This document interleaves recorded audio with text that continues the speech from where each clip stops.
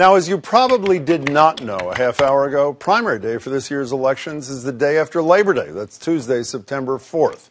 Not the best timing, but state law requires the election be held on the first, second, or third Tuesday of the month.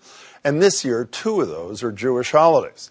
But that bad timing is no excuse for skipping out on the polls, because even though turnout is typically lower during midterm elections, well, I'll let the president take it from there. Your vote in 2018 is every bit as important as your vote in 2016. Although I'm not sure I really believe that, but you know. I don't know who the hell wrote that line. I'm not sure.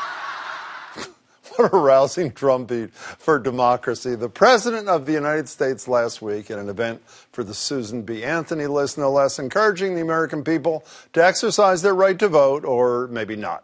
But in the last midterm election in 2014, the national turnout was the lowest in 70 years. Just over 36% of registered voters cast their ballots, which means it's time for my semi-annual appeal to the other 60-some% of us, a short and by no means exhaustive list of ways voting can be made easier so that a majority of our fellow citizens might actually exercise their franchise. Step 1, make automatic voter registration the law of the land. Residents would automatically be put on the rolls anytime they interact with the government. Here in Massachusetts, almost 75,000 people are not registered. Under AVR, they would be, and while there have been a lot of powerful endorsements, there's been little action on Beacon Hill. Yesterday, though, the Boston City Council passed a measure that would automatically register voters who apply for a parking permit. Step 2, change the day. Why make people squeeze a trip to the polls into their workday?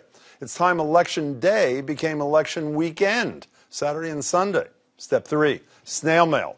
If you're glued to the couch, as many of us are, vote by mail has produced a higher turnout. States like Oregon, Washington, and Colorado have already proven it. And finally, let the kids in. How about 16 and 17-year-olds get a head start on their civic responsibilities? They can't vote them out or in if they can't vote.